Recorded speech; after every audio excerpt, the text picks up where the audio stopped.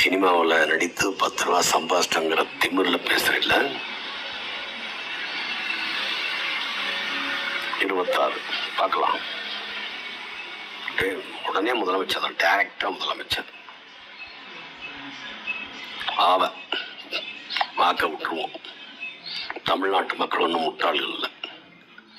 தந்தை பெரியாரும் பேரறிஞர் அண்ணாவும் டாக்டர் கலைஞரும் தளபதி மு.க. ஸ்டாலினும் இனமான பேராசிரியரும் இந்த இயக்கத்தை கட்டி எழுப்பி தமிழ்நாட்டு மக்களுடைய வாழ்வாதாரத்தை, தமிழ்நாட்டை கட்டமைத்தவர்கள்.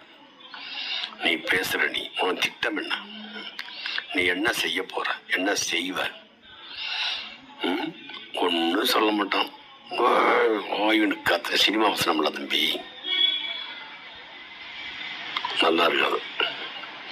ஒண்ணு நாங்க பேசுறதாக இல்லை, ஒன்னு எதுக்கு பேசணும்? சிங்கம் பிடிச்சவன் பொடல் லூஸ்.